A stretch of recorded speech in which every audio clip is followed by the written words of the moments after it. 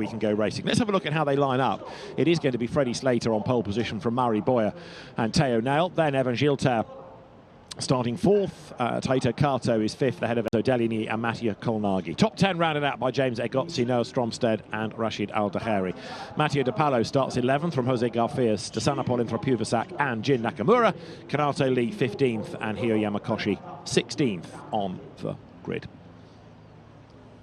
17th is where you will find Tokia Suzuki. Then Yuki Sano and Charlie Wirtz ahead of Owen Tangavelu. Kiyoshi Umagaki next from Rita Seaworthen and Charles Lung. Timot Kwarchuk, the Polish driver, 24th. 25th is Enzo Ye ahead of Newman Chi and Oscar Wirtz. Right, Alex Legui is down on the grid. Let's see who she might be able to find in that scrub of people. The atmosphere and energy down here is absolutely incredible. Freddie, what a place to start on pole position. You have done an exceptional job this weekend. Are you ready to get the job done for the team? Yeah, for sure, that's the goal. These guys haven't won here for quite a while now, so it's my job now to go out there and deliver. Same approach as yesterday, get a good start, control it to T3, and then hopefully check out. That's the goal. So we'll give it our all, and yeah, feels good. To what extent do you think Murray's going to be a challenge? They're always going to be a challenge, but I'm ready for it. Good. Fighting talk. Nothing like confidence. Freddie Slater then, the man on pole position, gets set. And Murray, that was referred to as the opposition, is Murray Boyer, who went really well yesterday, raced well, drove hard, took him a while to get through the traffic, but that, in a sense, was what he had to do. Now, he's got to convert the second rank on the grid into the race lead. The run down to Lisboa is going to be fascinating. You don't necessarily want to be ahead into that corner because you're giving a tow to the drivers behind. If you can come out of Lisboa ahead, that's fine. But lead off the line, all you're doing is giving that slipstream effect to your rival behind. It's going to be interesting to see what happens on that run down to turn 3 for the first time. Back to the grid, and Alex is down there. Murray, you've been one of the most aggressive overtakers this weekend. Are you ready to challenge Freddie into T1? For sure. It's the goal to take him the lead as soon as possible. We work really hard during all week, and the team and I believe that we can do this, so let's enjoy this final race and let's go for the win. You look very cool, calm and composed. That is a strong mindset you've got going on there, haven't you? It's the one I have to win here. Oh, I love it. Right, so that's Murray Boyer, who will line up on the inside of the front of the grid. It's a 1-by-1 stagger. Pole position is on the outside, but a length ahead. That's the track licensing here for a rolling start. The pole position is on the inside where the cars are side by side, and Murray Boyer coming back to Macau. It's a bit like Freddie Slater, actually, not a place that's been all that kind to him. He was 7th last year, 4th though in 2023, so he does know the circuit. Recently announced as an Aston Martin development driver as well, so to be part of one of these development driver campaigns for the various Formula One teams is a huge thing to be proud of, and I wonder if that's given a little extra confidence heading into this weekend, because all of these young drivers know that there is more than a passing interest by the Formula One teams and important people in motorsport across the world on this event, because it is such a well-known event, such a historic event as well. Let's get back down to the grid where we can join Alex Legui. Theo, we've had some incredibly fighting talk from both Freddie and Murray, and I wonder what your mindset is as you sit here in P3 at Macau Grand Prix. Well, to be honest, yesterday was a race to learn what can happen into T3. So now the plan is just try to send it into T3, and then we see from there. Great recovery pace yesterday. Fingers crossed you can do it again today.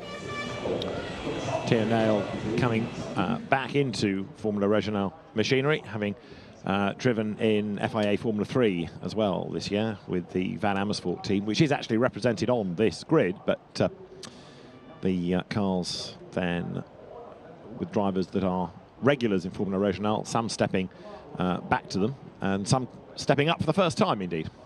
slowly we start to clear the grid now. We've got 6 minutes until we have the green flag before we get the formation lap underway for a 15-lap race around the streets of Macau on the 6-kilometre gear circuit. Now, we say we start to clear the grid. It is an incredibly busy grid, as we have said, so it will take more than a few moments to get all of the teams and the sponsors all clear of the grid. Now the final preparations for the drivers, getting them strapped in, one member of the team taking care of that, and then the drivers can begin with their own thoughts, because it's been all a little bit frantic since they got to the grid. They brought the cars round, they were straight out of the cars to the front of the grid, and now they can begin to get on with what they do. That's to race around the streets. You've seen Freddie Slater and Murray Boyer. That lining up third on the grid is Teo Nail, who was the Spanish F4 champion 2 years ago and started the year in Formula Regional, moved to Formula 3. Next up, number 22, Evan Gilter, who has been racing in Europe. He only had one race win, but he was the Middle East champion in these cars at the start of this season. He also raced here last year. He was 9th at the qualifying race, but crashed out of the Grand Prix itself. There you can see 23, his ART Grand Prix teammate, Taito Kato.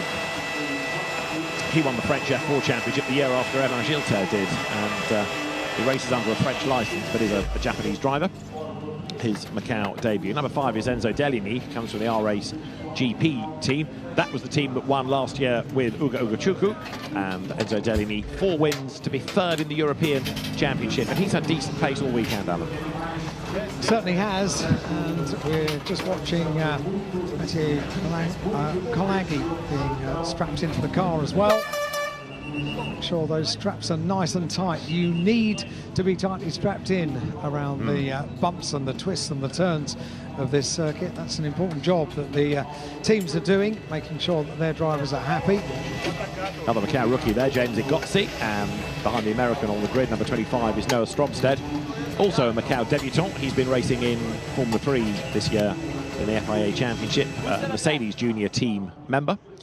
And Noah Stromstead, the driver from Denmark, will be another one to watch. That's the second of those Theodore Premer entries of Rashid Al Bahari, the Argentine Emirati driver, and he was 3rd in the Macau Formula 4 race 2 years ago. This is the recently signed to McLaren, Matteo De Palo, who has been the runner-up to Freddie Slater in Europe this year. 4 wins he has had, and a man to watch. That's the back of the grid that stretches all the way to our bend as we look next at number 21, another of the drivers new to the circuit this year, Jose Garfias, who's driven in the North American and Mexican F4 Championship, bit of GV3, and there is a man that won in Formula 3 at Silverstone this year, and also at Monza and the Hungaroring, the Thai driver to Sanapol for Privasak in his Trident Motorsport entry. Jin Nakamura with his funky crash helmet livery. It looks really good, doesn't it? It's unique for this weekend as well. Okay. Smiley carrots, you were saying the other day. Smiley carrots, teddy bears, and all other things besides. Yeah. Right. It takes a certain mind to livery it like that. And a certain type of mind to care, actually, as well, Alan. But Jin Nakamura has been 10th in the European Formula Regional Championship this year. It's getting busy in the grandstands because it is the main race of the weekend, and sadly it's the last race of the weekend as well. There is no seat unoccupied around the circuit here at Macau. It is super to see, and I tell you what, the drivers might find it a rather calming moment now, because they are just surrounded by the single members of the teams that are making sure they're securely fastened inside the car, and now they can get on with the job that they are here to do. They can race. Freddie Slater's car there on pole position, Murray Boyer on the outside of the front row, Theo Nail on the next row of the grid alongside Evan Gilter. All of these drivers have such superb records all the way around the world, doing whatever they do, whatever series they are racing in. They all come together because this afternoon all that matters is the 6 kilometres of Macau, and who is going to take away the prestigious title of winning the Macau Grand Prix and also write their names into the history books at Macau. Anybody that has watched this race, whether as a spectator or a driver, knows the importance of surviving. They all know that that first pinch point of Lisboa can ruin your weekend. It can make your weekend if you get the right gap.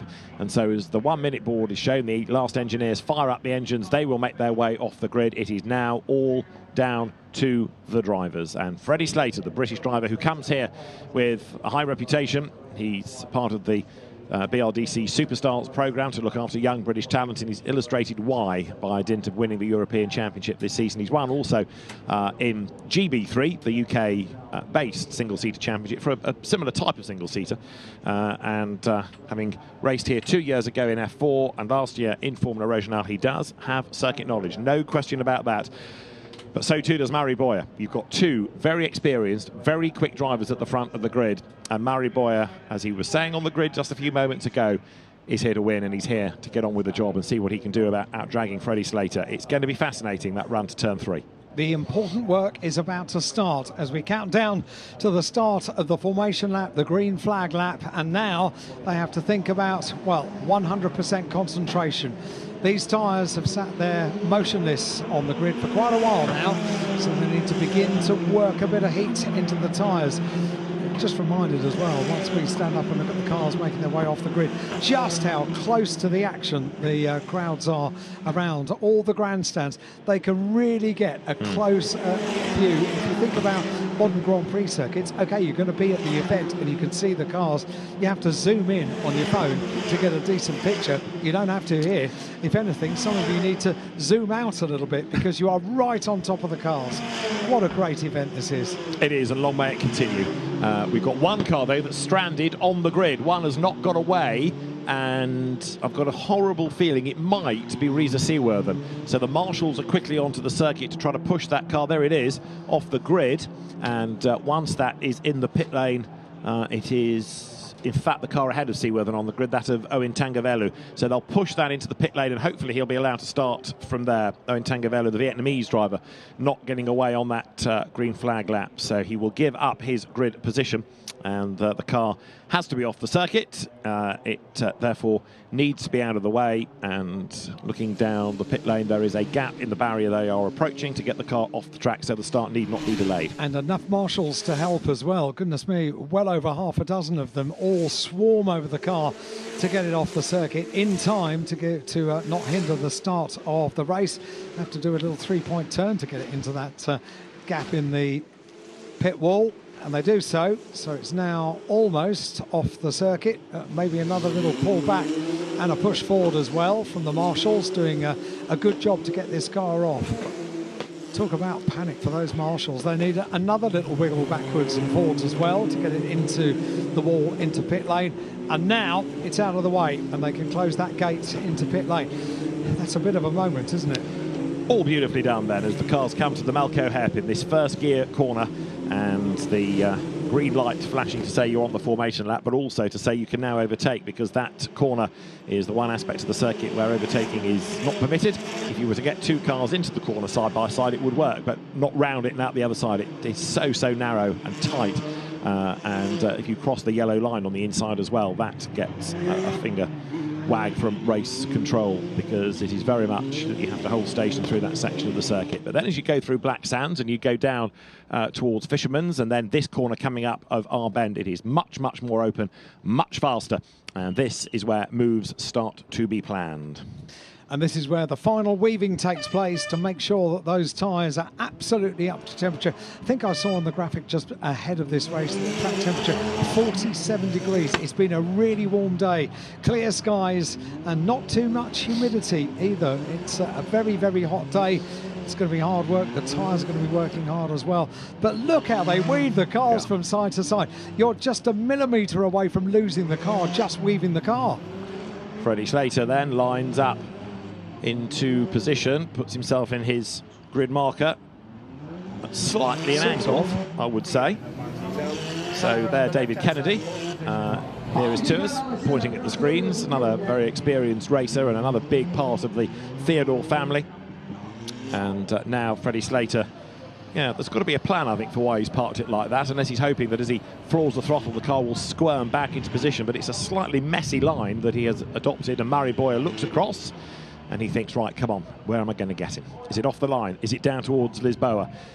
What's going to happen off the start? The start is crucial. The run to Lisboa, turn 3 on the first lap, is crucial. That could make or break this 72nd Macau Grand Prix. The last few cars come into line. We wait for the green flag to be shown at the back of the grid. We see it, and then eyes to the gantry with the lights. 4, 5, and the Grand Prix is underway. The 72nd Macau Grand Prix is underway.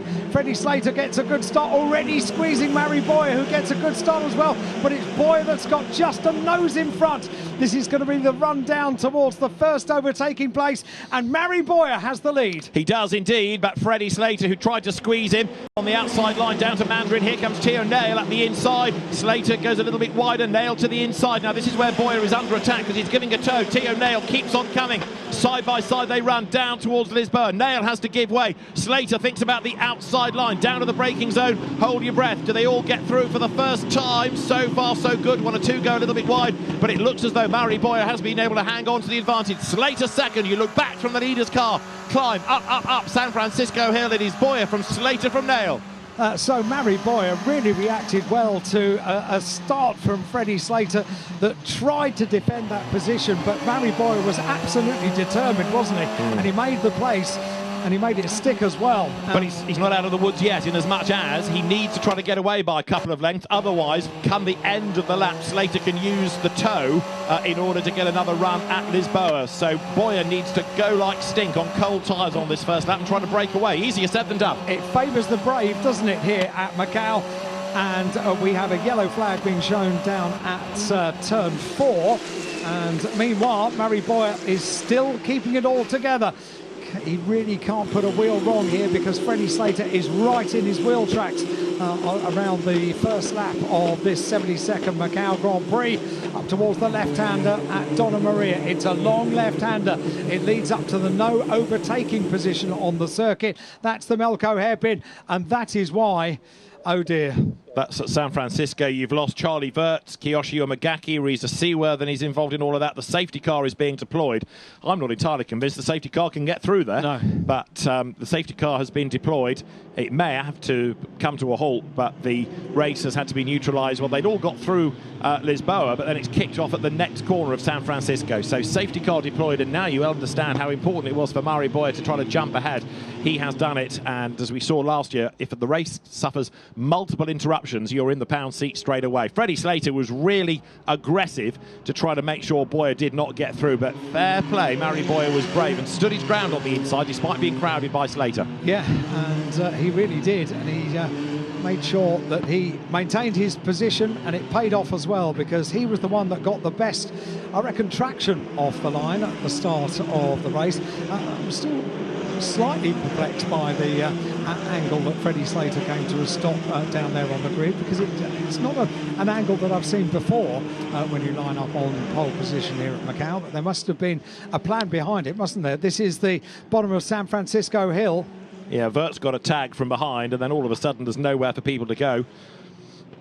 Some try and avoid, some are just spooked by what's going on ahead, and I think the one at the very back there rattled towards the barrier, so it's going to take a lap or two to clear up those 4 damaged cars. And people in the far end of the stand of Lisboa will have seen that happening in the distance. So this is the run from Mandarin down to Lisboa. It's a 15-lap race, and safety car laps eat into it, so the race being kept going.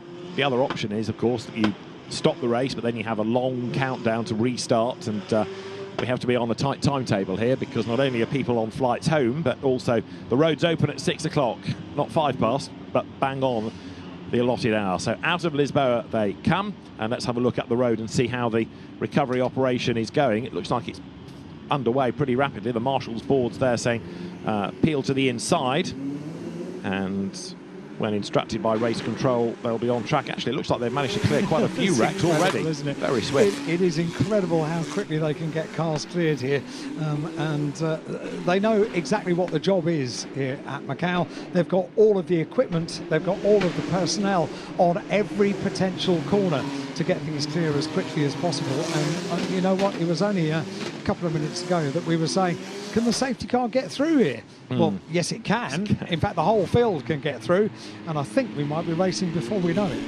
Yeah, the safety car boards and flags, as you see, are around the circuit, but the race direction team, the two British officials of Simon Nana Prasagan and his deputy Paul Burns, will be looking at not only the pictures that we're all looking at, but also at the race control feed and getting reports from the posts and saying, okay, how long is it going to take for that to be moved and get those marshals away, and how long will it take for the cars to come back through and make a call as quickly as to get the race underway. They don't want young drivers all ever so anxious to get going to be delayed any more than is necessary. We've just had storming through Charlie Vert, so he has survived the drama. Let's have a look at the replay of the start. So Slater, with his curious angle, launches the car away. That puts it in a straight line, and then straight away, look, comes right across on Murray Boyer. That was very aggressive. Whether it's overly aggressive, you can discuss, but Boyer was having none of it, and he went through on the inside. Yeah, Boyer was determined, wasn't he? And he was the best launch off the line, for sure. Murray Boyer from the outside of the front row of the grid. And just a little glance in the mirror to see where Freddie Slater is now. Well, the answer is behind you. And so too is Teo Nile as well. So some very quick drivers around Murray Boyer, but he was not put off, was he? This the wiggle under braking for the right-hander at Lisboa. He's through, the rest of the field streamed through, and it wasn't until we got to the next turn at the bottom of San Francisco Hill that we saw the coming together. That was looking back from Boyer's car, and as he crests the hill, it all kicks off. This is looking back from Slater's car then, so he launches off the line and suddenly realises that Boyer has gone. So what's he got to do? He's got to try and defend, and he moves right across. There's nowhere really that Boyer can go other than either stand on the brakes or go into the pit wall. So thankfully he's afforded just enough room, but Slater has to slot in behind him the other side of Reservoir Bend, and this the run towards Mandarin, with the pole man now down in second place. A very, very good start for Murray Boyer, and a very determined drive after the start as well. The net result of that is he leads Freddie Slater. Great view as well. You get an idea of the speed going into the right-hander at Lisboa. Murray Boyer turns in first, kissing the curb on the entry to the corner, and Freddie Slater right there behind. Up they go, up the hill. Let's have a look at Freddie Slater closing up on the back of Murray Boyer. This would not be an overtaking place, that's for sure, but he does have a look, doesn't he? My goodness, goes side by side. Boy, oh boy, that was brave stuff. Not sure he could have gone round the outside, but now talk about brave. Look at Murray Boyer's start, because any moment Slater's going to cut right across. Look at that, nearly banging wheels, and Boyer did not flinch. Freddie Slater didn't just try to close the door, he had a padlock ready to fit as well, but Murray Boyer kept on coming, and brave stuff between both of them on the run down through turns 1, 2 to 3. Goodness me, what a lot of excitement to cram into about 30 seconds of action around the streets of Macau on the gear circuit. The safety car is coming in this lap. Tremendous work by the marshals and the course officials as well, getting that problem down at the bottom of San Francisco Hill clear. We are about to go racing once again. We're going to see Freddie Slater having a look here in a very tight and twisty section on the circuit. Whoa! But Murray Boyer just keeps the nose in front. I think Slater saw a gap and went for it. He then realised he was never going to do it because the wall was coming up. How's it going to finish? Yeah, it certainly said to Murray Boyer, I've not given up, you're not going to win this without a fight. Safety car in this time. Now, it is often said that safety cars breed safety cars. Let's hope today that is not true. We don't want to see that BMW again. Pedro Cuchero, the driver of it, has had more than enough track time, so don't big up your part. You can go and park that now. Let's try and get the race through to the end, because this will start to give us a better idea of the Boyer, Slater, and then Enzo Deligny in third place battle. Teo Nail is fourth, Matteo Colnaghi is fifth, Taito Kato sixth, James Igozzi seventh, Evan Gilter is eighth, Rashid Al-Daheri is ninth, Noah Stromstead is in 10th place. Safety car will be in this time. This is lap 3. Here we go then, looking back at Mari Boyer, the race leader, the Aston Martin young driver, and as he works the car, works the wheel to keep that heat into the tyres. For the moment, the BMW peels off into pit lane. We get this Grand Prix back underway, the 72nd Macau Grand Prix. So far, Mari Boyer has had nerves of steel around the gear circuit here at Macau, and boy, has he needed them. So Mari Boyer from Freddie Slater, from Enzo Deligny. It is therefore, in terms of the team's pinnacle, from Prema, from our ace, the top three. And the blue car of Mari Boyer comes through the hairpin that yesterday in the F4 qualifying race on the very last lap claimed a victim, a driver who was in second place. Finn McLaughlin hooked his right rear wheel around the Armco, managed to break the suspension. So you've got to be very careful, even though it looks like a tight corner, and because you can't overtake, there's no issue around it. You've still got to be ever so neat and precise. So Mari Boyer controls the restart. He comes through Black Sounds and he pulls the pin. Certainly does, accelerates away. We get the race back underway now, and Freddie Slater tried some very brave manoeuvres on Mari Boyer before we had the safety car. We go green now, so green flag is being waved. The race about to get back underway. They round the final bend, our bend, up towards the line, and we are racing once again for the 72nd Macau Grand Prix. Mari Boyer it is that leads. In second place, Freddie Slater. They have pulled away a little bit on the restart from the third place car, and as they accelerate down, Freddie Slater is mirroring every manoeuvre by Mari Boyer, trying to keep in the slipstream as they head down through Mandarin, the very, very quick part of the circuit on the run down towards Lisboa. Freddie Slater once again goes alongside on the outside line. They close. Freddie Slater it is that leads into Lisboa. Mari Boyer slots in second place, but Freddie Slater back to the front of the field. That's the benefit of the tow, so you don't need things like DRS when you've got a section of circuit like that. The Prema Racing Theodore squad very happy indeed. Now Slater has got to try to break away from Boyer, so he doesn't have that done to him on the next lap, and Freddie Slater is starting to build a little bit of a gap from Deligny, then third behind Boyer, fourth it is Nail, fifth it's Kolnagi, sixth is Kaito. But you could see that coming. As you said, he was mirroring everything that Boyer did, determined to stay in the slipstream, and then that slipstream effect just drags you along, gave him all of that extra space. Boyer, I think, rather expected that by staying on the inside, Slater would not have the room on the outside, would not have the line on the outside to attack, but he was wrong about that. Wow, what a battle it has been so far between these two. Bravery and then some for the 72nd Macau Grand Prix. They turn into the right-hander at Police on towards Moorish, through the right-hander at Moorish corner, and then on towards the left-hander at Donna Maria. What's being looked into, incident involving, I think, 5 cars is being investigated by race control. Meanwhile, the race leader continues up towards the left-hander at Donna Maria and on towards Melco Hairpin. The rest of the field thread their way through, no overtaking through the Melco Hairpin, but then down the hill the circuit opens up, accelerating as they go down towards the completion of lap number 4 in this 15-lap Grand Prix. It is being led by Freddie Slater. He's getting away a little bit as he's been banging in absolute best sectors, but Boyer has got to try to get within striking distance so he can benefit from the tow. Slater then accelerates out of our bend. Boyer is close, but I'm not convinced he's near enough as they come across the line. It's 0.8 of a second already. This is Mari Boyer's view. He did the hard yards off the start, but then wasn't able to break away on the restart. Down towards Mandarin they now go. Boyer going after Slater, then he is in the wheel tracks. It looks like he might be closing just a fraction as they get to the corner. Cope with the bright sunshine. Here they come down towards Lisboa. This is where the slipstream really kicks in. This is where Boyer ought to be able to close a little bit, and he is closing, but not close enough to make a move. But his teammate Teo Nail in the background is having a go at Enzo Deligny. They're wheel to wheel as they come into the corner. Deligny on the inside, Nail on the outside, and he has to give way. Deligny hangs onto the place. Within an inch of the barrier on the exit of Lisboa corner. Boy, oh boy, this is exciting stuff, not just for the lead of the race, but also for the final podium position as well. Talk about the respect that there is between the drivers to be able to do this and to go so close into that right-hander at Lisboa. And every time they come down towards the corner, you can hear in the background, just from the microphones on the cameras, the oohs and ahs of the crowd and the grandstand.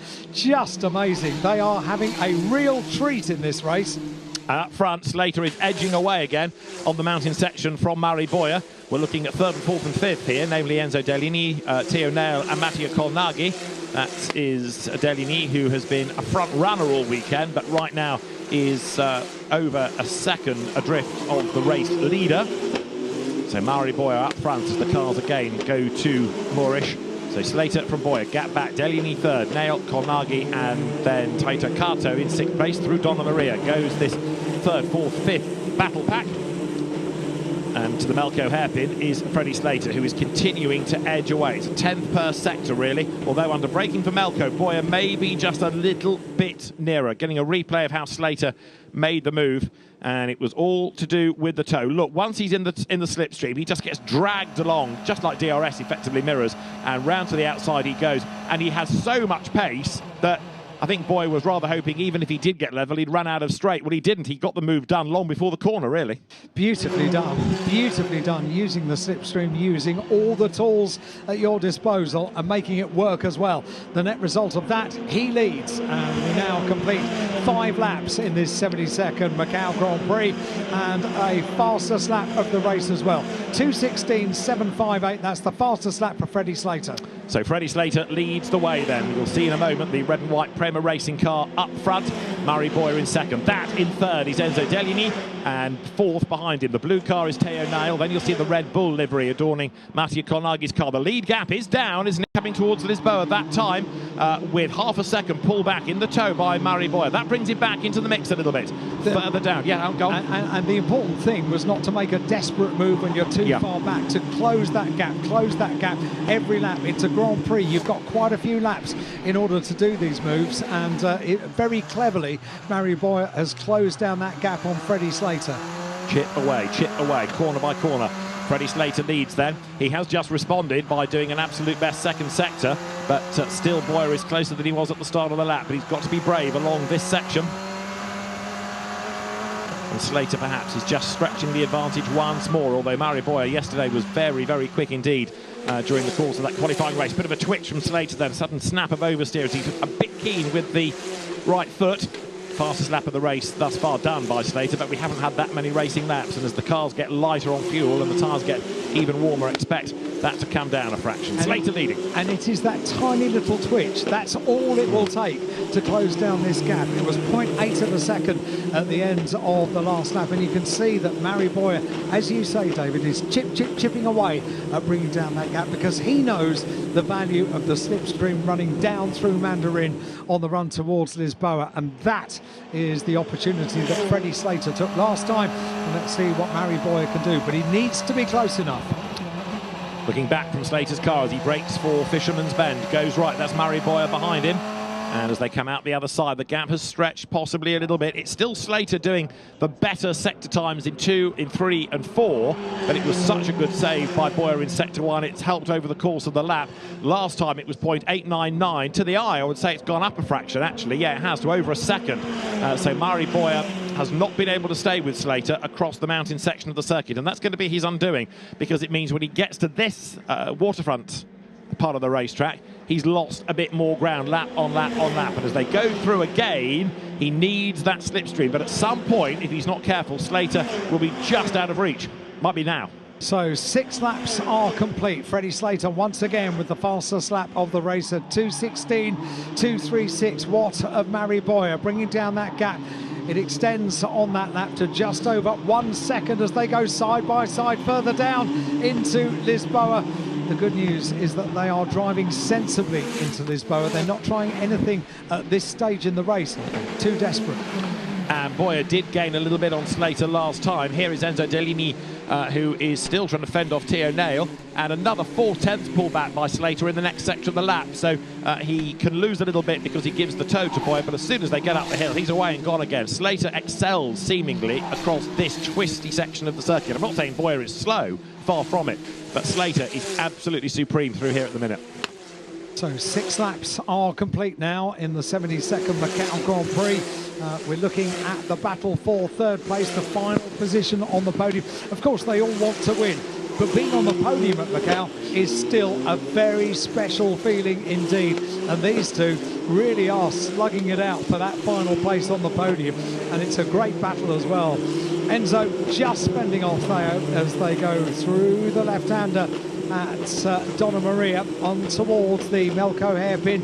The leaders already having turned out of the hairpin, and I reckon advantage Slater on this occasion. Yeah, definitely. You can see it was a much bigger gap than we'd had hitherto as Matteo De Paolo comes into the Melco hairpin. This is first gear, 35 kilometres an hour, almost walking pace, and it's a right old traffic jam that Matteo De Paolo has got himself into in 11th place as we await the race leaders to come up over the timing line and to put now lap 7 into the book. De Paolo comes down towards Fisherman's. This is Enzo Dellini in 3rd place, but Slater is away and gone, and barring a mistake, I don't think Boyer can fight back now. The gap is nearly 2 seconds.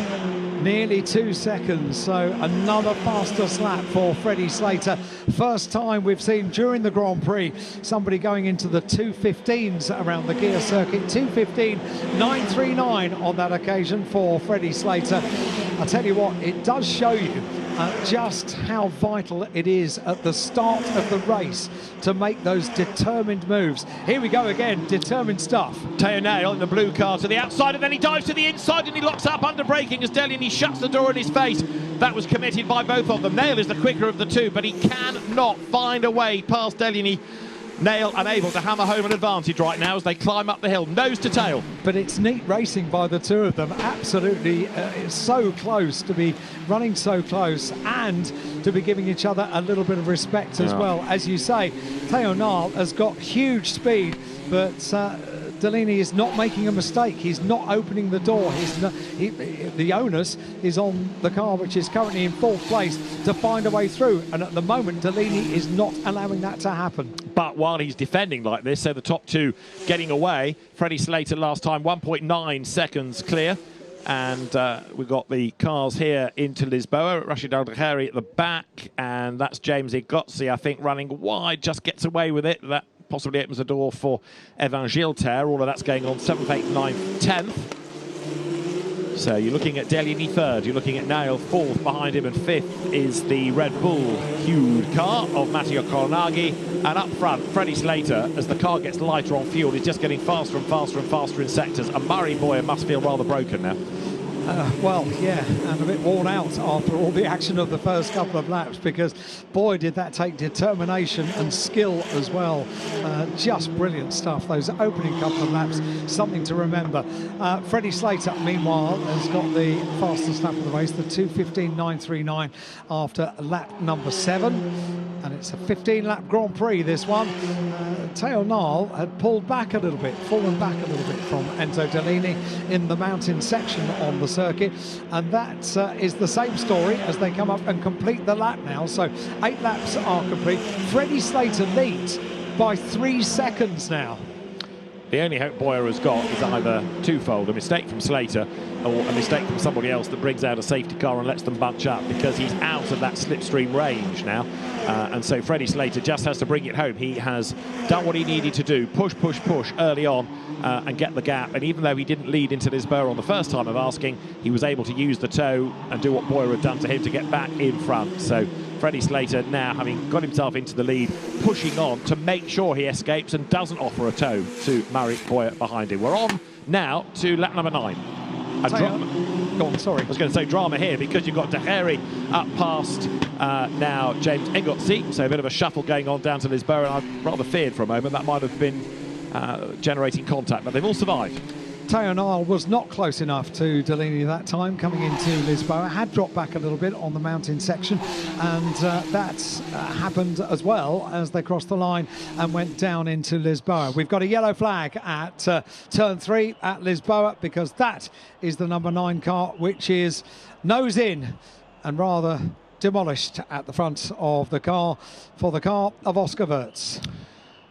So things are going from bad to Wirtz for Oscar. That's his second big accident of the weekend, and this potentially is what Murray Boyer needs, a safety car to get the field bunched up, to allow the marshals to move that car. And this now is, as I say, Boyer's best opportunity. He's just done, incidentally, a couple of personal best sectors in his efforts to try to close on Slater.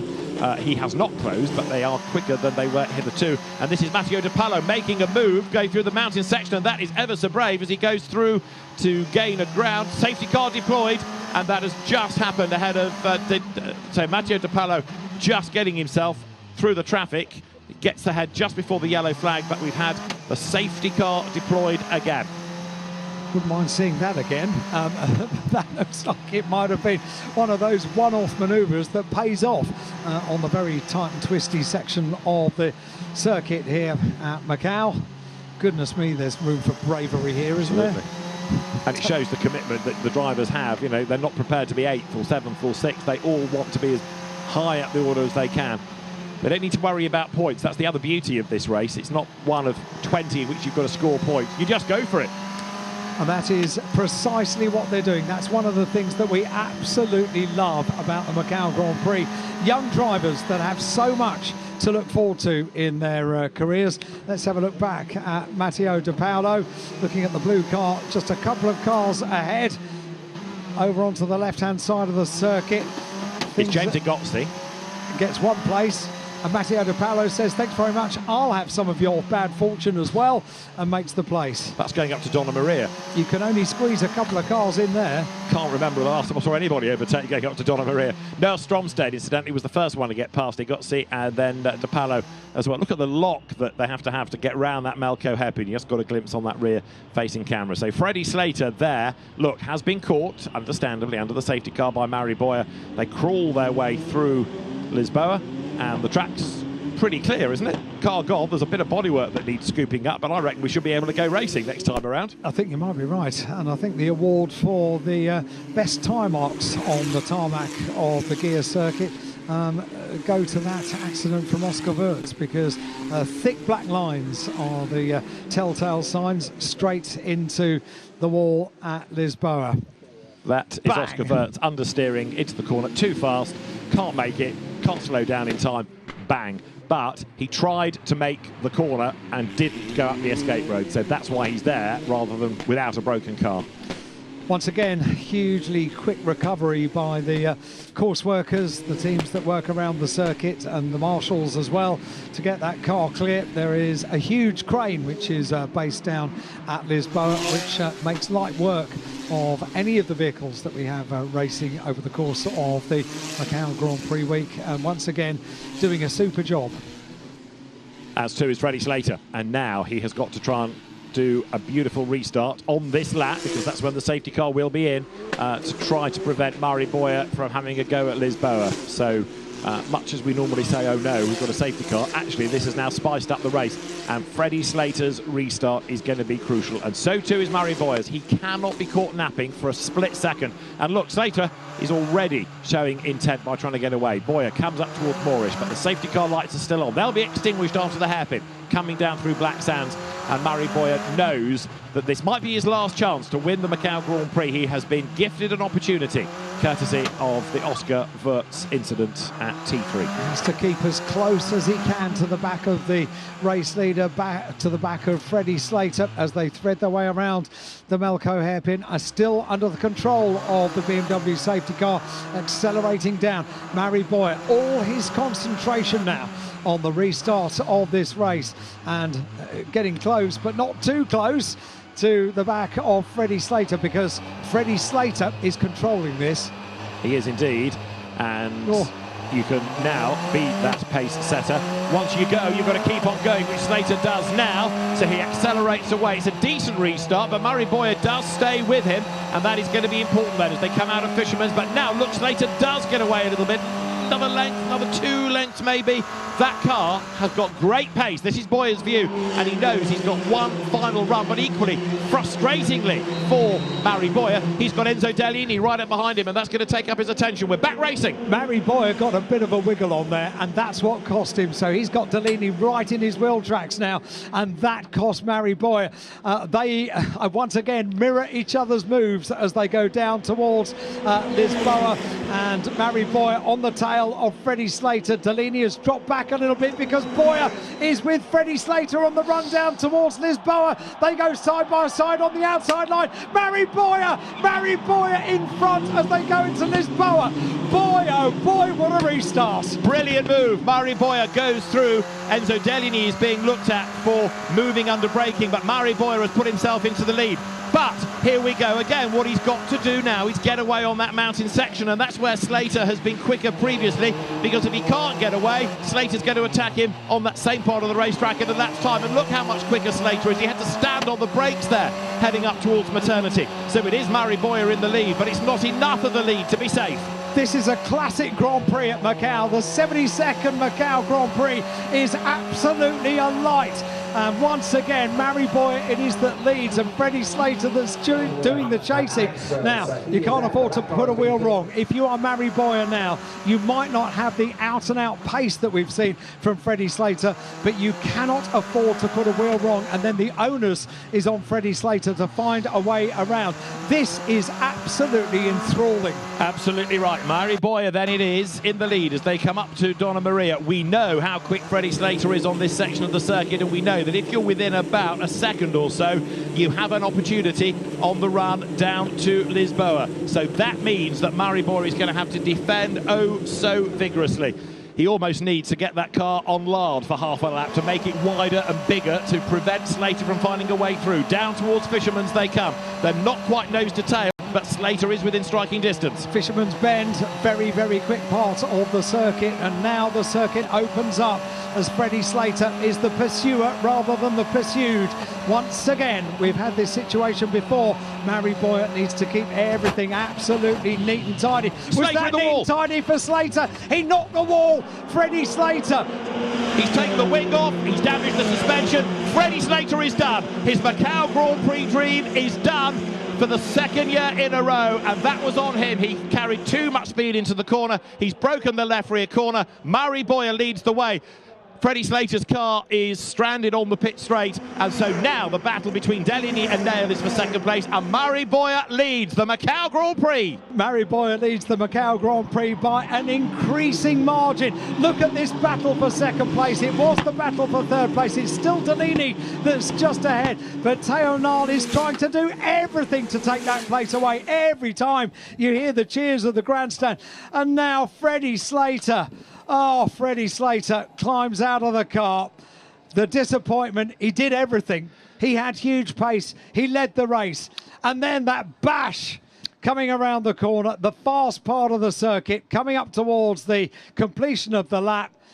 And you can't get out of that. We've got a safety car again. Yeah, he's the cause of it instead of taking advantage. Look, too much speed, snap of oversteer. He tries to fight it. It gets wider, and bang, what a feeling, into the wall. Takes the rear of the left-hand side off. Then it tweaks the front. You can see he's fighting the steering wheel. But Freddie Slater's Macau Grand Prix dream is over again. And the safety car deployed for the third time of asking, and this time it is for the man that started on pole position, for a man who led the Grand Prix. Freddie Slater will be distraught. And in fairness, had huge pace as well. Freddie Slater was putting in those faster slaps.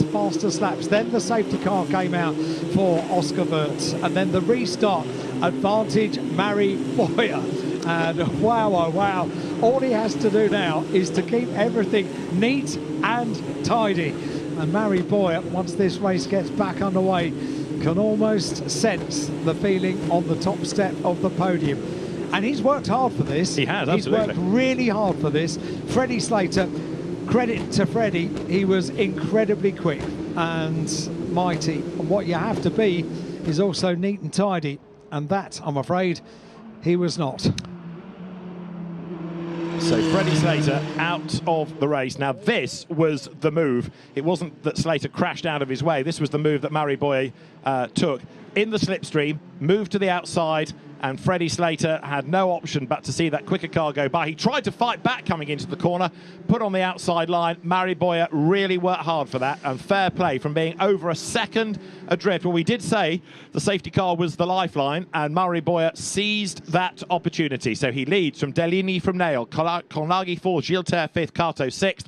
There's the replay again from the onboard. Boyer goes by. Slater tries to fight back on the outside, but that was more in hope than in anticipation, I think. But what a thrilling battle between the two of them. What a treat of a battle for the lead of the race here at the Macau Grand Prix. Two absolutely superb drivers showing off their skills around the gear circuit here at Macau. And it has been a joy to watch, and it's not over yet. We are under the control of the safety car. I think Freddie Slater could be, by and large, very pleased with the speed that he showed over the course of 4 days here at the Macau Grand Prix. But when it comes to it, you have to be brave. Indeed. So, and you've got to be smooth and consistent and error-free, and not all of those boxes were ticked at a circuit, dare one say, that rather sorts the men from the Boyers.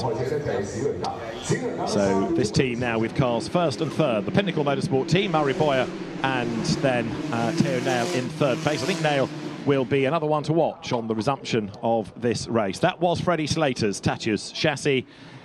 It's off the circuit. We can go racing. We certainly can. The recovery is now complete for Freddie Slater's, the erstwhile race leader here for the 72nd Macau Grand Prix. And as the field are being led around by the BMW safety car, the lights are still on at the moment, but Mari Boyer will be thinking and planning about the restart of this race, just as he was for the last restart, which he got to perfection. Kept on the back of Freddie Slater and made the move stick as well. This time he's going to have to keep it incredibly neat and tidy, because Enzo Deligny can sense there may be a top step of the podium here available as well. And don't forget that Theo Nail was on pole position as we have the safety car in this time for yesterday's qualifying race. In other words, he was the best driver in qualifying. So Nail, I still think, might be on. Nail in this riveting battle for the race lead as the cars now make the run up the hill. And so Enzo Deligny in second place, Theo Nail in third, but it's Mari Boyer in the lead. It certainly is, and as the safety car is about to peel off into the pit lane, Mari Boyer, an incident involving 5 cars in total is being investigated. Having a look back at the race leader, proudly with the Aston Martin sunstrip on the visor.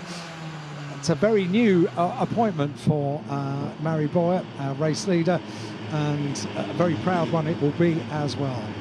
So he has the advantage as an Aston Martin. The long list of numbers was all to do with the lap 1 accident, and it's been deemed a racing incident, so the stewards are concentrating on what might come. And the resumption of the race with 2 laps to go, effectively, is what we're going to have when they cross the timing line. The green flag drops then. So it is the blue car of Boyer, the white and dark blue of Deligny, and then the pale blue car there of Theo Nail. Now let's see if anybody does us later and runs wide coming out of our bend. So far, so good as the race is back on. And it's Mari Boyer now to try to break that toe. Left he goes, right he goes, left he goes on the pit straight, then into Reservoir Bend. And this is where Deligny has got to do a Boyer, hasn't he? He's got to get in the wheel tracks, get in the slipstream, and the move may well be on as Mari Boyer, almost like on a formation lap, goes one side and the other. Colnaghi 4th is not weaving, and that's giving Evan Gilter a chance as here comes Deligny to the outside. Nail to the outside, he's got past one, he's trying to get past his teammate. There's another one in the wall in the background, and this is going to be significant as Nail jumps Boyer for the race lead. Boyer tries to fight back, but Theo Nail goes third to first, and with another broken car, we might be having yet another interruption, and with only 2 laps to go, that would take you to the end. There's mayhem breaking out there as well. Look, more cars in the wall. That move of Nail has put him in the lead, and I think we're going to end up with a safety car to the checkered flag. Boy, oh boy, what a move. What a restart. How much excitement do you want in the space of 15 laps in one Grand Prix? Macau gives everything, doesn't it? Theo Nail with the restart of that race. We'll have a look at that again. I am absolutely certain of that, but so we've lost 1 or 2. Rashid Al-Daheri, I think, has got caught up. We saw Tokyo Suzuki up the escape road. So all of a sudden, with more battered cars, I fear another safety car is coming, and that would be onto the last lap. So what happens? Race direction are going to be looking at this. They can't keep the race going if there are cars in dangerous places, but they want to keep the race going if they possibly can. So let's have another look then as the leader, Teo Nail, not only leads the race, but he's got a gap. He's up at Donna Maria. He certainly is around the long left-hander, heading up towards the Macau hairpin. I think we're going to have another look at that move for the leader of the race in a couple of moments. Here we go. So look in the background, that's Al Daheri sideways, and he's clipped, which straightens him up and then knocked him into the barrier. So that's Rashid Al Daheri gone in the background. Safety car called. Teo Nail, double toe into the lead of the race. It all got a bit leery behind, but as they cross the line this time, it will be Teo Nail in the lead, and he is going to be able to come through to win the Grand Prix because we aren't going to have enough racing laps left. The safety car is deployed at the start of the last lap, as that is Suzuki up the Escape Road with broken suspension. You have to make the most of these opportunities when you get them, and when the safety car comes in and you can see that opportunity to get a tow going down towards Lisboa. Well, you saw them doing it, mirroring every move that Mari Boyer was doing, and then the advantage held and the position taken by Teo Nail. Started, as you say, for the qualification race yesterday on pole position, wasn't able to convert that into a race win. That was won by Freddie Slater, but that restart, he's going to be replaying that in his mind for a very long time. Murray Boyer was so busy fending off Enzo Deligny that there's nothing he could do about Teo Nail, so they go past the stricken car of Rashid Al Daheri. Bad race for Prema, with Daheri and Slater both gone, and Charles Lung quite a long way down the order in, what, 22nd place. So Teo Nail led for one corner effectively before out came the safety car, but it was the one that counted. And it illustrates, doesn't it, the importance of the tow and of this section of the circuit. Wow. How many people predicted how this race was going to pan out? Neither you nor I, that's for sure. Looking back here from Murray Boyer's point of view as the cars came all the way down through Mandarin. So that's Deligny, look, he gets a mega tow, but look at Nail. It's as though he's got a double-sized engine in the car or something, just goes thundering past, and that puts him into the lead of the race. It's all broken out behind, and so at this point we know that it's a vital move for the race lead. He's ahead coming out of Lisboa, and Murray Boyer, try as he might, sadly is yet again going to be vanquished at Macau. Teo Nail then. Wow. Pole for the qualifying race, and he's going to win the Grand Prix. We have seen so many brave manoeuvres during the course of this Grand Prix. Some of them pay off and some of them don't, but certainly that one for Teo Nail has paid off. He leads the field behind the safety car on the final lap of the 72nd Macau Grand Prix in the evening sunshine. You know what? This crowd have been treated rather well to the action today at the Macau Grand Prix. And what a finale we've had for the 72nd running of the Macau Grand Prix. The frustration on the one hand is that we've had 4 safety car periods, but it's been an exciting race because of the safety car, bunching people up and then giving them a chance to make that move on the run down towards Lisboa. So through they turn, and Teo Nail is going to be greeted this time with a checker flag, and Murray Boyer must think, well, hang on a minute, I have worked so hard to lead this race, and I've overtaken for the lead more than anybody, and I still can't win it. That's the way things happen at Macau sometimes, and as much as the racing forms a huge part of it, so too do the interruptions that we have, and the interruptions and the resumption of racing have led us to some very memorable moments in this Grand Prix, so we have to be thankful for those restarts. Boy, oh boy, quite looking forward to watching this race back myself as well. Might watch it back a few times because this has been incredibly exciting. Second year that we've had the FR, the Formula Regional cars, all coming together here at Macau, and a really good decision for having these cars here at Macau for the Macau Grand Prix, because they're brilliant. And this year we've had the addition of Formula 4 cars all coming together from their domestic championships around the world and competing here at Macau. Those cars are tried and tested and proved here, but this is the second year of proof for the Formula Regional cars, and I think the proof is in the Grand Prix. We have had a superbly exciting Grand Prix, and we are about to see the final bend on the 72nd Macau Grand Prix. And the winner will be Theo Nile. The checkered flag awaits then. It's not the way, ideally, that you finish the Macau Grand Prix, but a win is a win is a win for a man that was 7th in Formula Regional in the Middle East, who drove in the FIA Formula 3 Championship this year.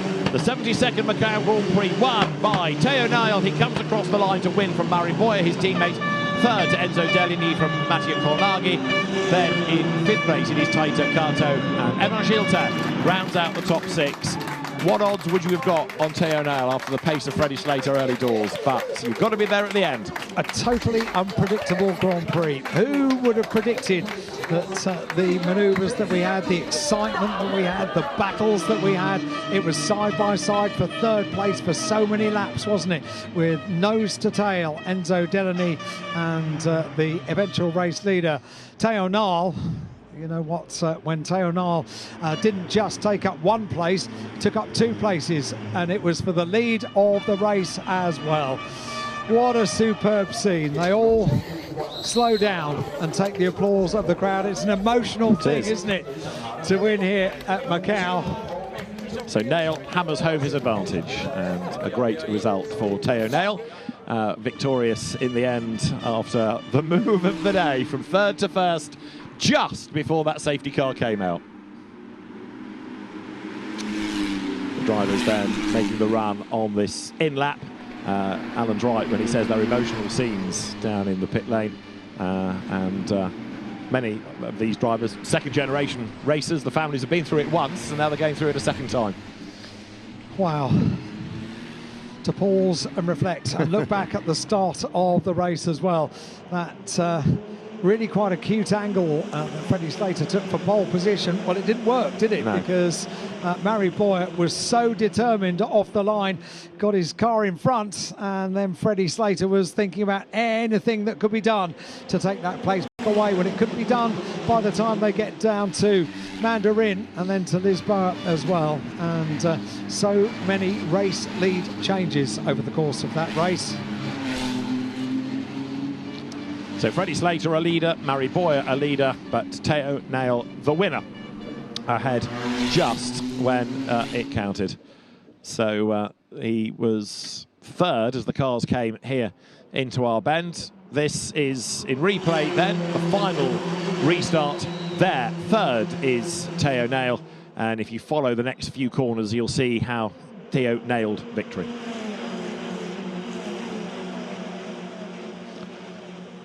In the wheel tracks, coming down now towards Mandarin, going one side then the other, but the toe really kicks in the other side of Mandarin corner, doesn't it? So now Deligny goes through right on the back, almost too close, and perhaps just had to back out of it, but then eventually to the outside.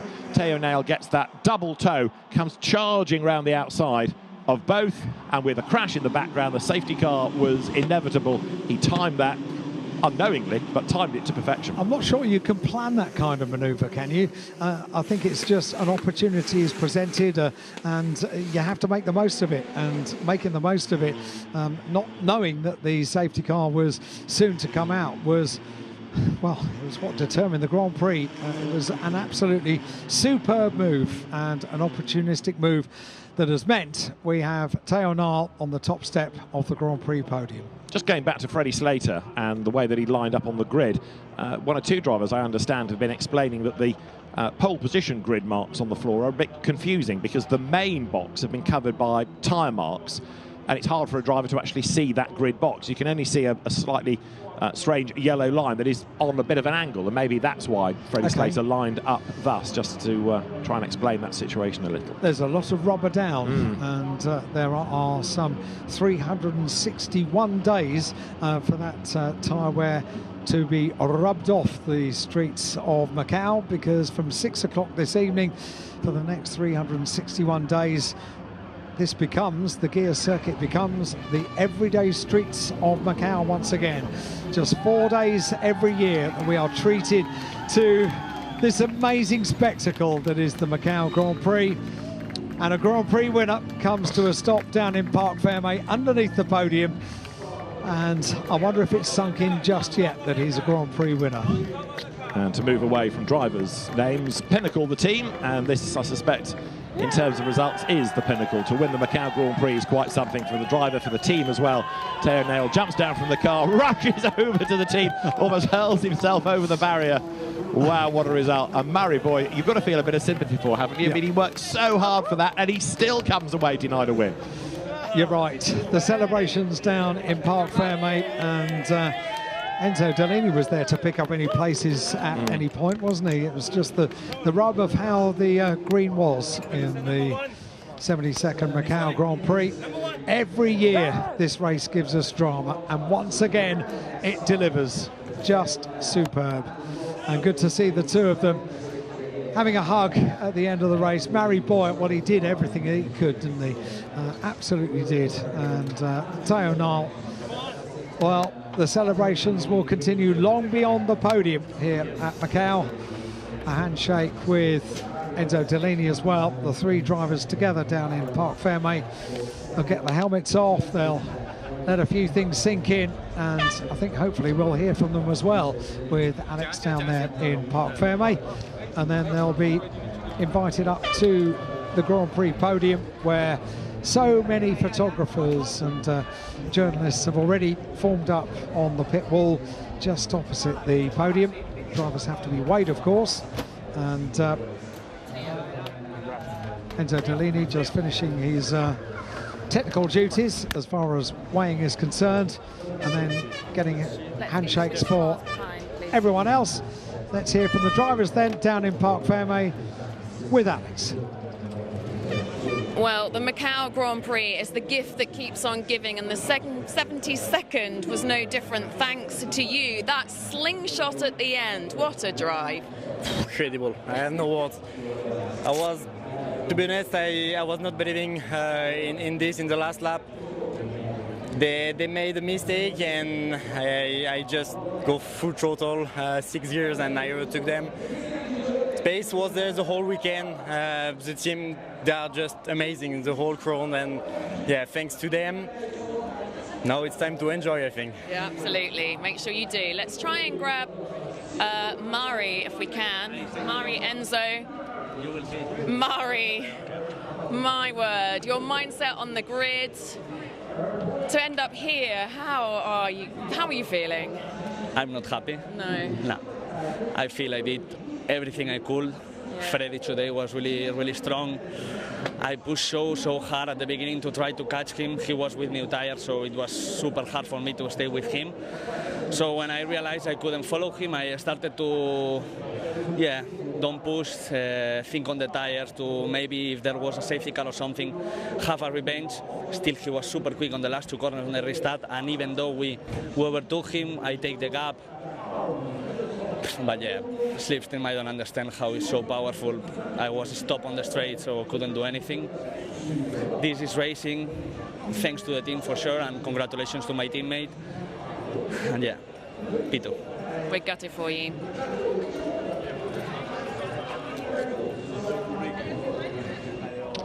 So you've heard from the top two, Enzo Dellini there, the third place driver. Yeah, I don't think anyone's really surprised at the reaction of Murray Boyer. He did work so hard, and he tried as hard as he possibly could, but it just illustrates how the toe works around here. And as the driver's now going to be taken up to the podium, Teo Nail, Murray Boyer and Enzo Dellini are set to make their way to the podium, where they will be the Grand Prix trophies and also the FIA FR World Cup trophies as well. So the drivers being escorted up the stairs to the podium, and as the circuit falls silent for the last time, Teo Nail then race winner from Murray Boyer and Enzo Dellini. Matteo Colnaghi fourth ahead of Taito Kato and Evan Gilter. Seventh to Noah Stromsted from Matteo De Paolo Yukisano, and it's Jose Garfias who will round out the top 10. 11th to Kenato Lee from Hio Yamakoshi. Timek Kwarchuk, the Euro Formula Open champion, 13th. James Igotzi, 14th after a couple of little minor moments early on. Enzo Ye, 15th from Tsanapolin from Puvasak. Owen Tangavelu was 17th, and it was Charlie Wirtz from Jin Nakamura. They were the finishers. We lost, deep breath, Rashid Al-Zaheri, Tokiya Suzuki, Charles Leung, Freddie Slater. So all three of the Prema cars gone. We lost Oscar Wirtz, Kiyoshi Umagaki, Reza Seaworthen and Newman Chi as well. it has been another enthralling, fascinating and yet destructive Macau Grand Prix. And Teo Nail it is who is the winner.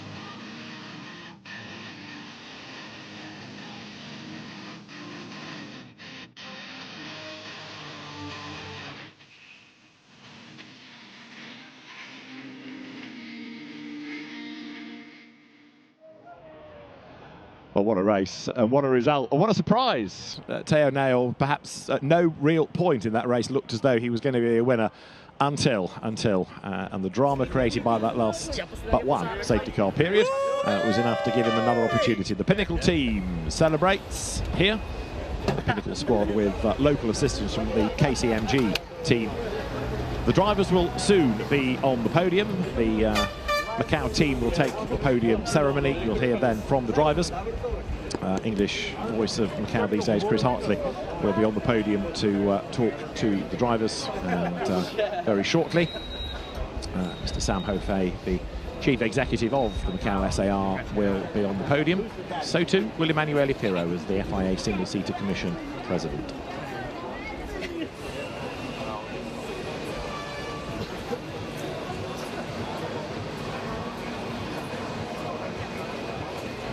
So the podium being made ready, and Sam Ho-Fei will be there in a moment, along with the drivers, along with the representatives of the winning team, KCMG Enya Pinnacle Motorsport, and along with Emanuele Pirro, of course winner here of the Gia race, but now with his FIA hat on. Let's go to the podium, because 3 drivers are set to be presented to this huge crowd.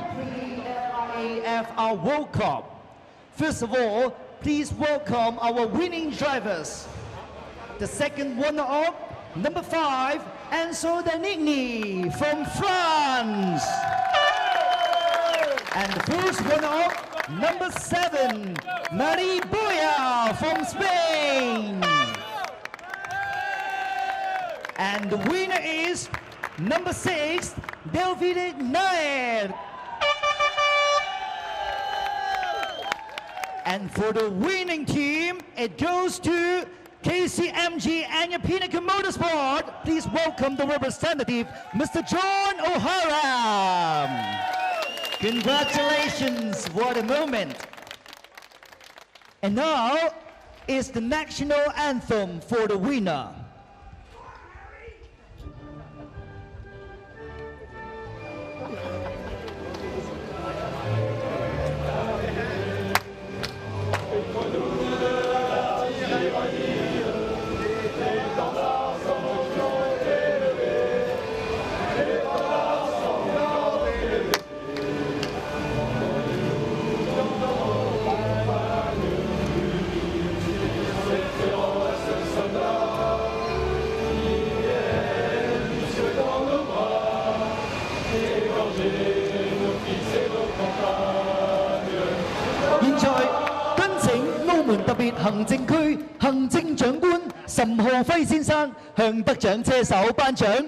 Please welcome Mr. Sam Ho-Fei, Chief Executive of the Macau Special Administrative Region, to present the laurel and the trophies. First to our second runner-up, number 5, Enzo Deligny from France. And to the first runner-up, number 7, Mary Boya from Spain. And winner, number 6, David Nair from France. Congratulations. And to the winning team, KCMG and your Pinnacle Motorsport. Congratulations. 現在敦請長官閣下移步到中間與得獎車手合照留念。Please look to the front, to our cameras at the media zone. We're going to take a group photo with the chief executive. Please look to the front.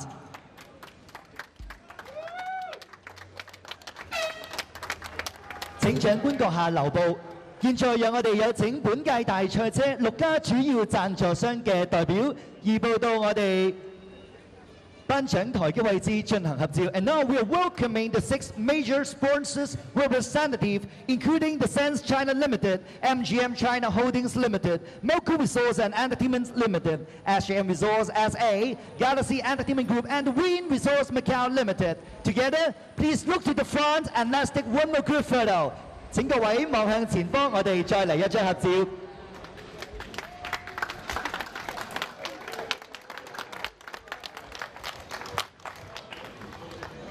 Congratulations! May all winning drivers remain on the podium. 多謝各位嘉賓 Thank you all of our presenting guests. 敦請長官閣下移步，亦都多謝各位嘉賓。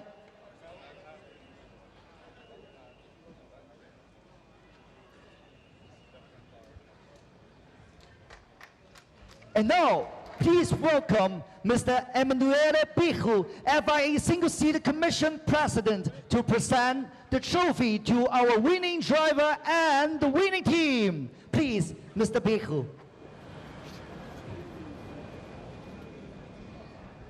First to our winning driver, number 6, David Nair from France. Again, congratulations.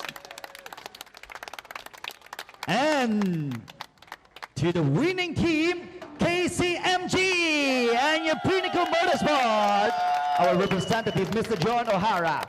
So please, Mr. Pichu, yes, move yourself to the center and let's look to the front to take a group photo.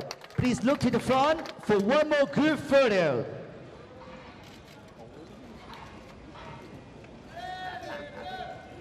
Congratulations. Thank you, Mr. Pichu. Thank you. At this time, I would like to invite all the winning drivers and the two representatives to move to the top of the podium. And let's take one more group photo together for our winning drivers.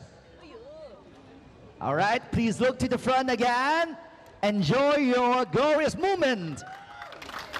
The fans have been cheering you on all day long. Thank you. Please return to the position, because now we're going to pass you the non-alcoholic champagne in accordance to the law of Macau. So the champagne is for you together to take a photo. Please hold the non-alcoholic champagne and look to the front and let's take a photo. Please look to the front. It's for photo taking, please. Yes. Look to the front, hold the non-alcoholic champagne and take photo. Congratulations, thank you.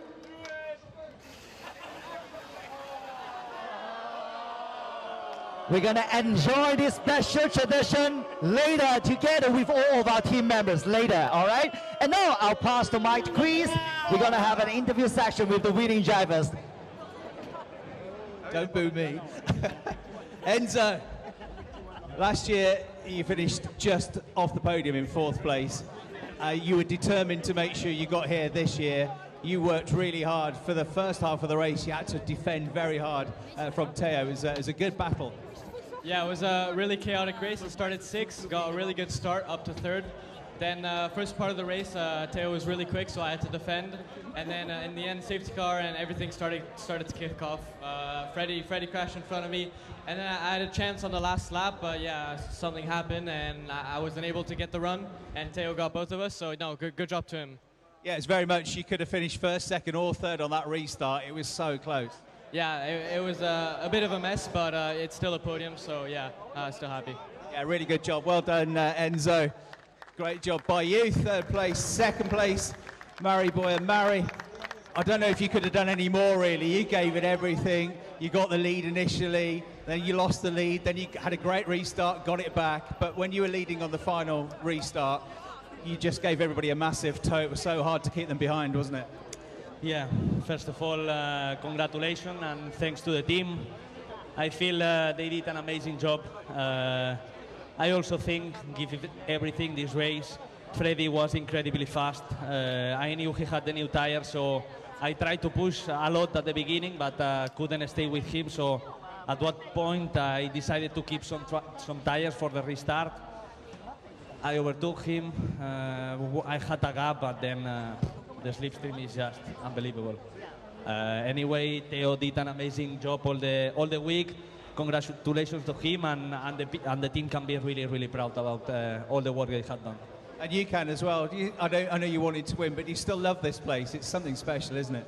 Yeah, it's unbelievable. I really like this place. In the first time I came here, I enjoyed it a lot, and for sure this time, maybe tomorrow I will be happier than today, but for sure I enjoyed it. It was a great effort. Well done to you, Mari Boyer in second place. Teo, wow, what a move. Third to first in one go, around the outside. That was 100% determination. Yeah, for sure, was 100% determination. I was just full throttle, 6 gears, and I was looking to the front. I brake late, and it paid off. Obviously, the whole team deserved that win and the second position. Mari as well. We worked really well together the whole weekend. The car was just flying. The pace was there the whole weekend. So yeah, thanks to everyone. Yeah, and first win for the team and a 1-2 finish. So a great effort, as you said. You're the first driver from France to win this race for 21 years. So in your lifetime, you're the first French driver to win it. A great day for you. Yeah, I was not born 20 years ago. So yeah, it's just amazing. At the moment, I cannot really realize, but I think in few minutes should come. So yeah. You're going to go to sleep tonight. Eventually, you're going to close your eyes and you're going to think about that move over and over again. Yeah, it was a bit scared, to be honest, but it paid off, and yeah, I'm really enjoying the whole weekend. I enjoyed to be here, so yeah. It was brilliant. Well done, fantastic move. Your race winner, the FIA FR World Cup winner, the Macau Grand Prix winner, Teo Nile. A great race for the Macau Grand Prix. Congratulations to Teo the Nile winning it is drivers. then who takes the... Welcome to the race winners press conference from the Macau Grand Prix FIA FR World Cup. We have our top 3 finishers here today. Teo Nile, our race winner. Second place, Mari Boyer. Third place, Enzo Dellini. Congratulations to all 3 of you. 歡迎大家嚟到第72屆澳門格蘭披治大賽車澳門格蘭披治大賽國際汽聯 Fr 世界盃正賽嘅賽後記者會。我哋恭喜台上面嘅3位車手，佢哋分別係冠軍得轉內爾、第2寶雅同埋第3嘅迪利尼。Teo, congratulations. It's been a roller coaster weekend, and it all came down to effectively the final racing lap and even the final few corners of action. How does it feel to win? Feels really good. To be honest, I was just patient. The pace was there the whole weekend. My both starts yesterday and today didn't went as planned, so I just managed to stay calm. I know that we are racing in Macau, so everything can happen until the checkered flag is not over. So yeah, I was patient, but to be honest, like you said, it was a roller coaster the whole weekend, and now the emotions are coming. 冠軍得轉內爾咧，同我哋分享啦。咁其實佢對依家嘅賽果非常之開心啦。咁其實佢喺賽事當中嘅起路咧係做得一般嘅。咁但係因為都深知喺澳門嘅東望洋跑道上邊咧，直至到衝線嗰一刻，其實任何事情都會發生啦。所以佢就保持佢嘅耐性啦，一直專注於比賽當中，最後攞到好成績。Can you just talk us through that last lap move? We've seen all weekend the slipstream's so powerful here, and you got the perfect slingshot to get past. When did you realise it was on, and how did you pull it off? Yeah, I did a good restart, to be honest. So yeah, then I just put the 6th gear flat out. I look ahead, and I don't know why they slowed down a bit too much. So I went to the left, and then I closed the door. I brake late. Keep an eye on my mirrors as well with Mary, and it worked. So yeah. 而佢頭先亦都分享咗佢喺最後一圈嘅表現啦。其實佢見到咧對手喺最後一圈嘅時候咧，其實係慢咗落嚟嘅，咁所以佢就借機超越咗對手啦，然之後就一直抵擋住對手嘅攻勢，最後衝線。Mary, you made a great start today. You led the race twice, and it came down to that final lap in the slipstream. Do you think you could have done any more today? I don't know. I mean, Freddie was incredibly fast today. We know from all the weekend he was strong. I knew he had 4 new tires, so my plan was to stay with him the first laps, try to put pressure, make a mistake, something. He was taking many risks, but he was driving really, really good. Like, I felt he had a lot of confidence today. I saw in the first restart that the slipstream was super powerful. Like, I felt I did a really good job in my first one, and he overtook me like super easy. Like, at the middle of the run from T2 to T3, he was already in front, and yeah, and yeah. Once I see I couldn't stay with him, I tried to save tires, prepare for my restart, for my opportunity. I had the luck that there was a safety car. He was incredibly fast in the last 2 corners, but the slipstream is so powerful that I was able to arrive, risk it a lot on the braking, was moving everything, locking front, rear, but I knew that I wanted to win here. Doesn't matter making P2, and the one that remember is in P1. And I knew that it was my chance to get past Freddie. Then he made a mistake in the last corner. I thought it was for me because I knew I had a gap. But yeah, again, safety car, 1 lap race, ciao. I tried to do whatever in the last 2 corners, but it's too powerful, the slipstream. And yeah, Theo did an amazing job. Congratulations to him, for sure to the team. We did an amazing week together. Maybe today I'm not enjoying that much, but tomorrow and when I will look at the past, I will be really happy and proud about this week. And yeah, next year, new challenges, and happy about my experience again in Macau. 而係啦，二位嘅寶雅咧，亦都同我哋分享啦。其實佢覺得自己喺起步啦，同埋其實喺比賽嘅週末裏邊咧，都非常之自信嘅。咁但係奈何咧，對手就真係非常之強勁啦。咁佢喺賽事嘅中段發現自己其實無法同前車拉近距離之後咧，佢就選擇保住佢輪胎嘅呢個性能啦，直至到衝線啦。咁佢覺得喺澳門作賽，佢感到非常之自豪啦，亦都好開心攞到呢一個咁寶貴嘅經驗。Talking about that final restart, how hard is it judging kind of when to go for the start, and then once you realised Enzo was in your slipstream, how are you dealing with it? And did you lose some momentum going through Mandarin because Theo seemed to come so fast? I knew I will lead the race after T1. Like I had in mind, I had 100% sure if there was a safety car, the one that will be in front, it was me. I looked thousands of possibilities to restart, and the one that was shooting every time the best was this one. Hugo last year was amazing doing this. I don't know, for sure they changed the compound.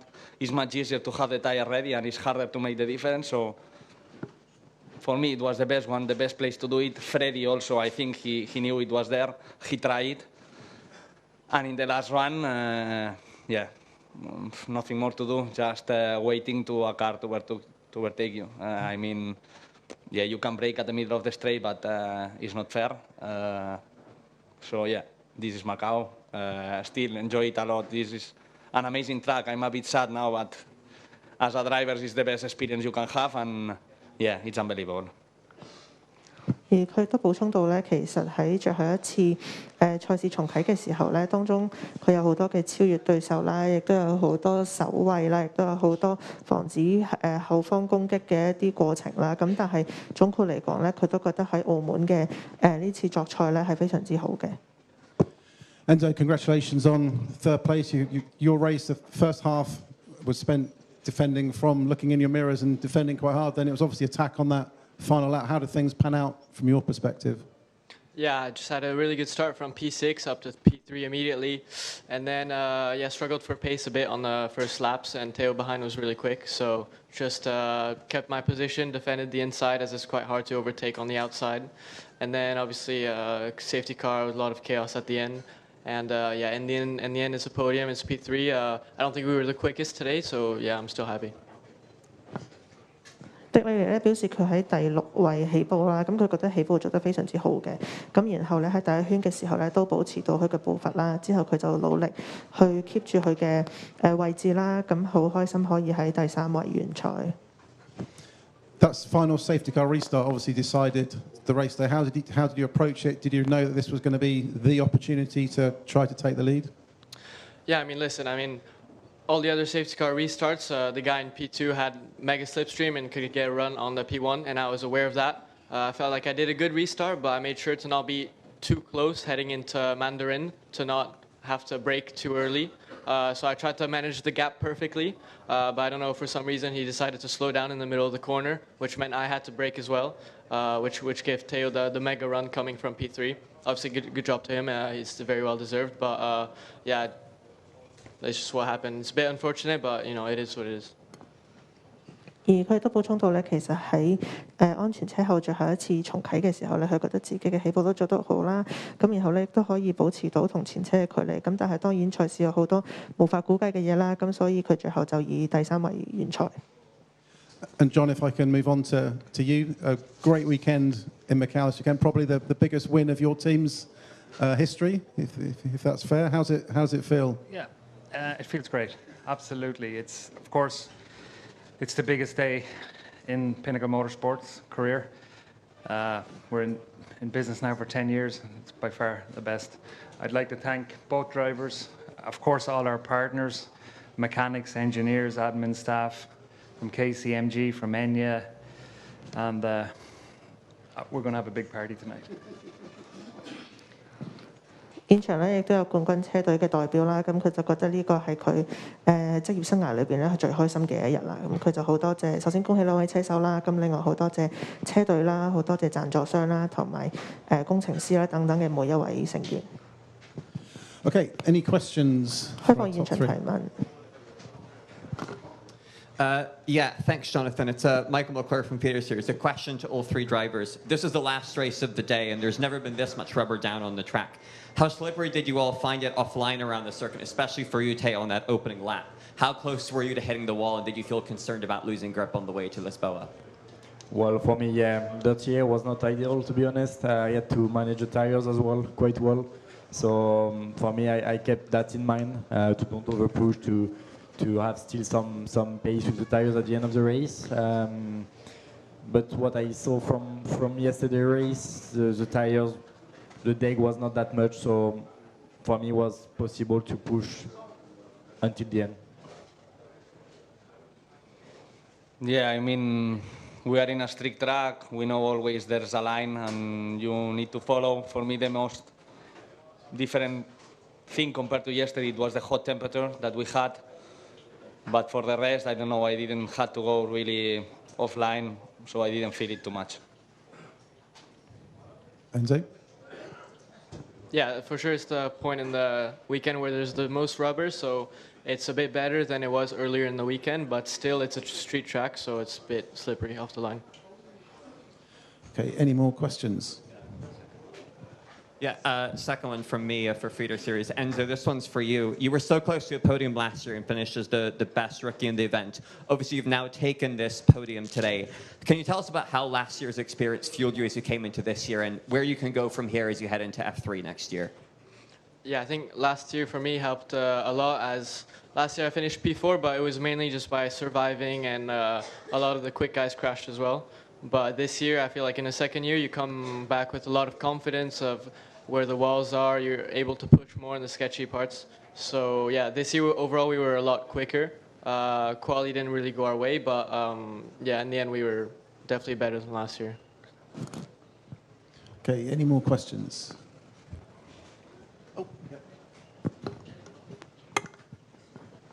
Thank you. Jamie Klein from Autosport. Probably a question for John, actually. Of course, we know the slipstream is very powerful here, but it seemed your cars, in particular, yesterday and today, seemed to feel the benefit of that more than anybody else. Was there any special reason for that? Any kind of setup concept you went for that explains that advantage you seem to have?